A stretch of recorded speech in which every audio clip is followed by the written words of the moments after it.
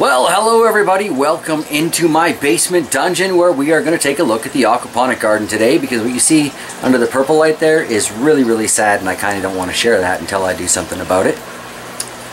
But anyway, we're going to look at the aquaponic, which is actually kind of exciting. The Aji Penec in there has gone crazy over these last couple of days, maybe a week or so. And I'm going to do some changes to the timer and the lights, so I figured you guys would want to be here for that. So let's start with a quick look at my little aphid sucking fish, and then we'll start with the plants. As you can see, my little army of aphid eaters is doing fine, growing quite well, and doesn't seem to mind that basil top that I've got going in there.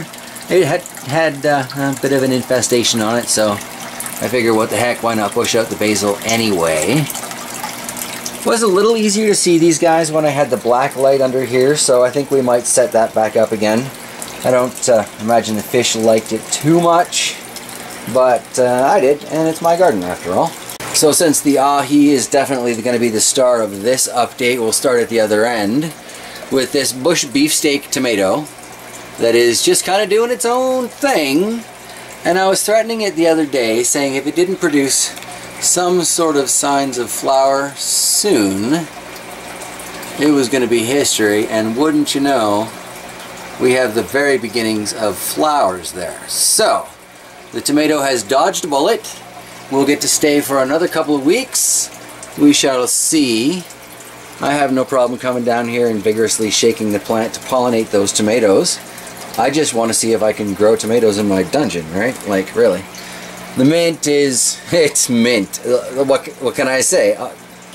Look at these leaves, right? Look at the depth of the wrinkles in here. This is a happy mint plant. Again, could be a little shy on iron. It does really look like my system is desperate for some iron, so maybe we'll add some of that today.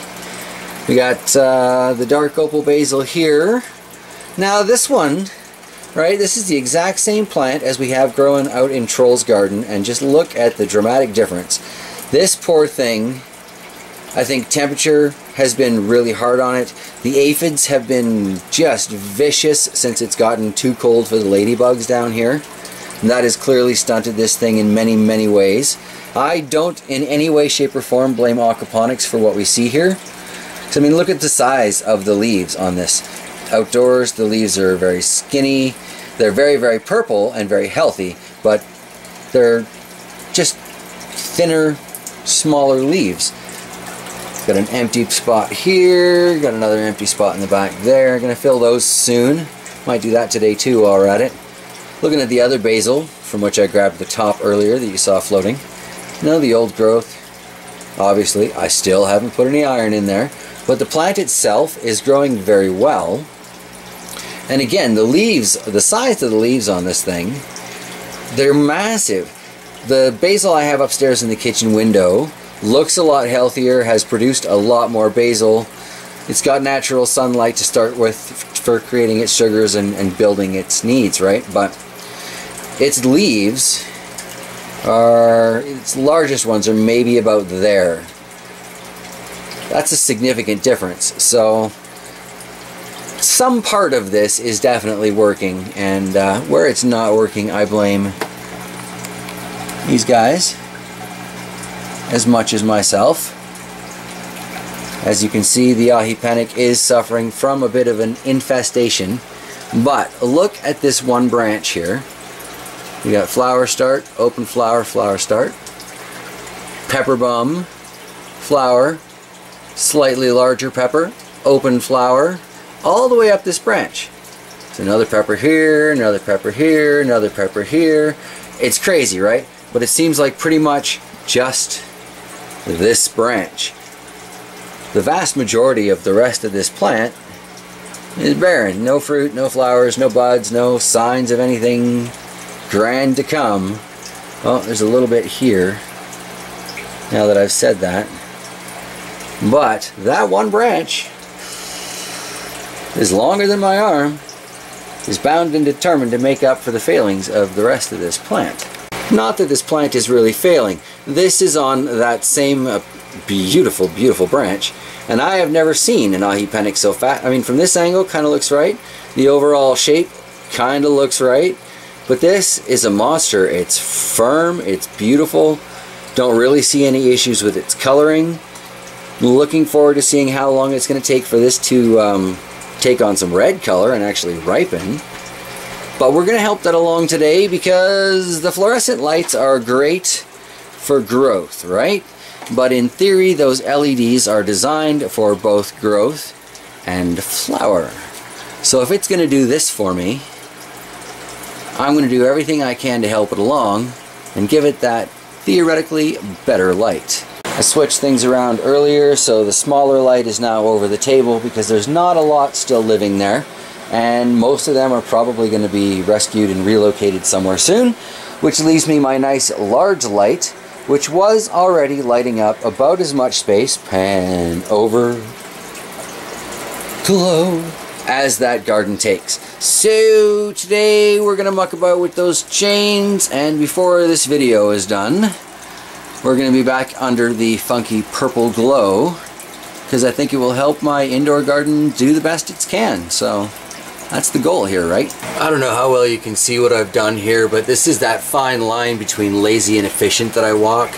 Rather than buy some more chains to hold this up, I just kind of tied it to the nail and did like a half knot. Shortened it up as I needed it. Seemed to work for the time. Can't really do that with this big LED, but there you go, quick easy solution. Rope for everything! As easy as it is to adjust the height of these strings, I must confess I really do prefer just adding a little bit of chain, because then any old hook will do, and any spot on the chain will do, so this is delightfully adjustable as to my needs. And I guess since I'm moving the LED to the aquaponics over here, I can once again put a happy little growth light back above my seedling table. Okay, so this is a step in the right direction. However, I still do want to replace these fluorescent bulbs with 6500 Kelvin LEDs, but I have yet to find some in a price that I'm willing to pay. So, yes, stepping back, avoiding the sump well hole. I fell in that the other day, so embarrassing. Showing Shocks the garden. Pointing at this, pointing at that, not watching my feet, and down I go. Almost did it again.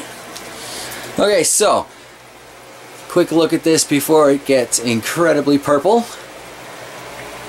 Although, I guess it's going to be a little more towards the red side, because I am going to hit both switches for this puppy. Hopefully that doesn't send this into flowering. Hopefully that does help send this into flowering. And now it's flopped over on me, so I don't know. Maybe I'll use one of those strings, kind of hang it up. Probably not a bad idea.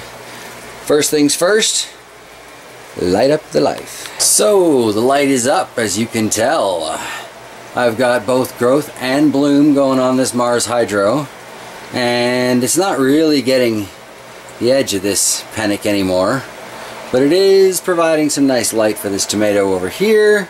As you can see, I did it. I tried to avoid it, but anyway, there you can clearly see displayed the string that I have tied to the rafters to try and support this thing, because it is going crazy, and I really would like to see some sort of indoor tomato production. Starting to get some suckers coming off down here, so I'm toying with the idea of giving this higher stuff a snip. But we'll see if that one cluster really does develop into flowers or not. Everything's kind of changed, but sure looks like flowers to me. Maybe I should move it so its string is on that rafter instead of that one. Anyway, I'll fiddle with that a little later on. Once the pump goes off, I'm going to make some changes to its timer, but I'm also thinking about maybe moving this empty one over to the corner and moving the Aji Penec a little more under the light. I would have liked to have gotten this thing a bit further up, but its cables are pretty short, the rafters are pretty deep. I've got it about as far up there as I was comfortable to throw a nail, so it is what it is, and we shall see how it does. But I do think I'm going to try and move the Penec over one spot at least. So, yes, we'll check back and find out how that worked. Well, it's a good thing I'm going to move the Penec. Look what was growing up its watering tube. Alright, so the moral of the story is these should not be in the clay so much as on it. Alright, that is a pretty long root that I'm going to have to bury. But that does kind of explain why it's looking like it's not getting enough water, doesn't it? Alright, wonder what it looks like over in the mint one.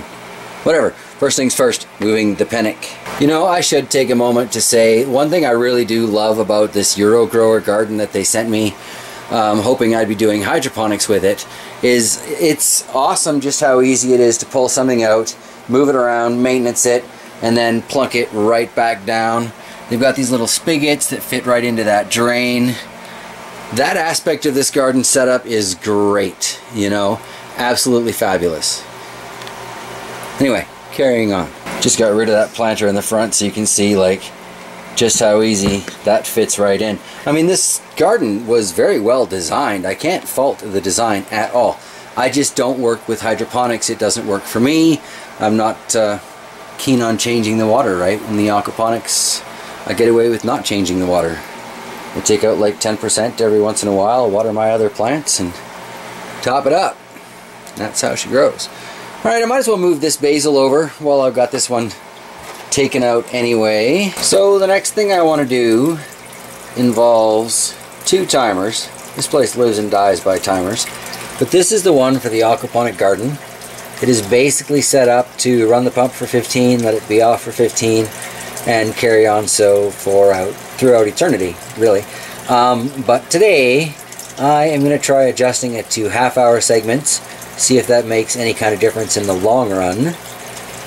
Slightly longer drier period, and I'm hoping that the water level will come up a little bit higher in here. I mean, the plants don't seem to be suffering from a water issue so much as a nutrient issue, and that's my fault, I recognize that. But I am thinking if I want some spice out of those peppers, they need to be a little bit drier, and that's the only thing I really care about in there. So I'm switching this to half-hour and half-hour.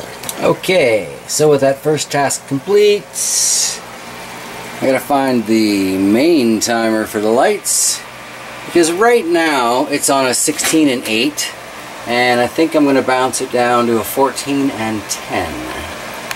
So that's 14 on, 10 off for the day-night cycle in here. And as it turns out, I went 13-10, but that's just fine. I'm sure it'll work out, well, just fine. That timer runs all of the lights that are down here, aside from the overhead switch lights. So, in theory, we'll find out in the next week or so whether or not it was a good idea or a bad idea or what. But I do think that's where we're going to wrap up the dungeon visit for today. I fiddled around for a little bit. I got a couple things to do upstairs before I can get to editing this. And while I refuse to accept the word schedule in my life, I do try and get these up around 6 my time.